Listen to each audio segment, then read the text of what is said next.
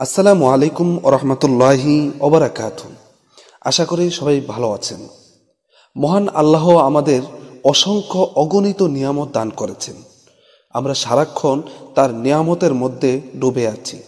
এইসব নিয়ামতের কৃতজ্ঞতা আদায় করা জরুরি। কৃতজ্ঞতা আদায়ের সর্বোত্তম পন্থা হচ্ছে আল্লাহর সন্তুষ্টির পথে এই নিয়ামত ব্যবহার করা। আর সবচেয়ে বড় অকৃতজ্ঞতা হলো এইসব নিয়ামত উপভোগ করে আল্লাহর অবাধ্য হওয়া, তার দেওয়া সব কিছু ব্যবহার করে গুনাহের কাজে লিপ্ত হওয়া। মহান আল্লাহ খুলে খুলে সব গুনাহের কাজের বিবরণ দিয়ে দিয়েছেন, যা মানুষকে জাহান্নামের দিকে নিয়ে যায়। মহানবী সাল্লাল্লাহু আলাইহি ওয়াসাল্লামও এইসব বিষয়ে উম্মতকে সতর্ক করে গেছেন। তিনি বলেছেন, তোমাদের প্রধান শত্রু দুটি, নফস ও শয়তান। শয়তানের ধোঁকা থেকে বাঁচাই আমাদের পরীক্ষা। তাই আসুন আমরা আজকের এই ভিডিওর মাধ্যমে জানব কিভাবে গুনাহ থেকে বাঁচা যায়, বা কি কি কাজ করলে গুনাহের সম্মুখীন হয়েও নিজেকে পবিত্র রাখা যায়।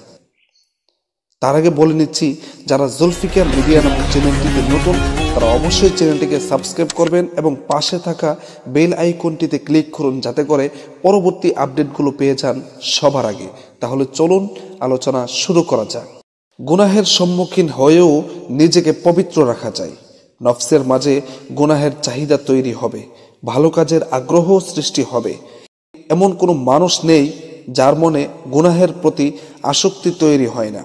মানুষ ফেরেশতার মতো নয় যে অন্তরে গুনাহের উদ্বেগ হবে না। ফেরেশতাদের সৃষ্টি করা হয়েছে শুধুই ইবাদতের জন্য। তাদের অন্তরে এইসব আসে না। মানুষের মনে গুনাহের চাহিদা সৃষ্টি হবে, এই চাহিদা দূর করতে হবে।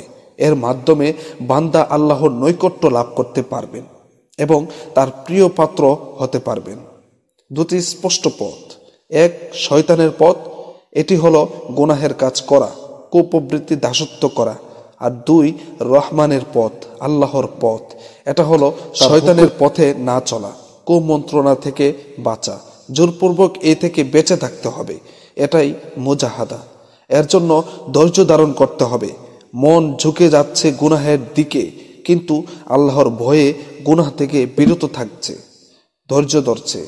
এই ধৈর্য ধারণের বিনিময়ে আল্লাহ অনেক উত্তম প্রতিদান প্রদান করবেন। চোখ দিয়েছেন আল্লাহর কুদরত দেখার জন্য, কিন্তু ঘর থেকে বের হলেই এখন গুনাহের শত আয়োজন। চোখ তুললেই গুনাহ আর গুনাহ। আজকাল তো ঘরেই বরং পকেটেই গুনাহের সব উপকরণ বিদ্যমান। মোবাইল আছে, তার মাধ্যমে আপনার কুপ্রবৃত্তির চাহিদা মেটাতে পারেন, চোখের মজা লুটতে পারেন। কিন্তু খবরদার, আল্লাহ দেখছেন। দুনিয়া দেখুক আর নাই দেখুক, আপনি কোনো গুনাহের কাজ করছেন, হঠাৎ আপনার বাবা চলে এলেন বা আপনার মা, কি করবেন?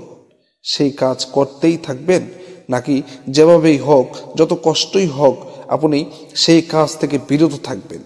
আপনি চাইবেন না আপনার বদনামি হোক মা বাবা, স্বামী স্ত্রী কিংবা আপনার শায়ক বা মুরব্বির কাছে, অথচ তাদের সামনে আপনার ইজ্জত বলুন্টিত হলে কি এমন ক্ষতি হবে আপনার? কিন্তু যিনি দেখার উপর থেকে দেখছেন, তিনি দেখে আমাকে আপনাকে জাহান্নামে ছুঁড়ে মারবেন, নাউজবিল্লাহ। এমন কুমন্ত্রণা মনে হলে এভাবেই বাঁচবেন, যেভাবে মা বাবা মুরব্বি থেকে বাঁচেন। এই যে কুপ্রবৃত্তি দমন করলো, এটাই ইমানের চাহিদা। মনের ভিতর যে কুমন্ত্রণা সৃষ্টি হয়, তা আল্লাহই সৃষ্টি করেন, বান্দা যেন দমন করে। বান্দা কুপ্রবৃত্তিকে যত দমন করবে, ততই সে আল্লাহর নৈকট্য অর্জন করতে পারবে। ইমানি নূর তার অন্তরে সৃষ্টি হবে, আল্লাহর সঙ্গে সম্পর্ক গভীর হবে। এমন কোনো ওয়াজিফা নেই যা পড়লে গুনাহ থেকে বেঁচে যাবে, বরং জোর করেই বাঁচতে হবে। হ্যাঁ, আল্লাহর কাছে গুনাহ থেকে বাঁচার দোয়া করতে হবে। যেখানে তুমি আছো সেখানে গুনাহের আশঙ্কা দেখা দিলে আল্লাহর দিকে মনোনিবেশ করবে, দোয়া করবে, আল্লাহ, আমার চোখ কান দ্বারা গুনাহের আশঙ্কা হচ্ছে, আপনি আমাকে হেফাজত করুন। এটাই সর্বোত্তম ওয়াজিফা। আর গুনাহ থেকে বাঁচার জন্য সর্বোচ্চ চেষ্টা এবং ত্যাগ স্বীকার করবে। নিজের উপর জোর খাটিয়ে তা থেকে বাঁচতে পাশাপাশি ইখলাস ও আল্লাহর অভিমুখী হয়ে থাকবে সব সময়।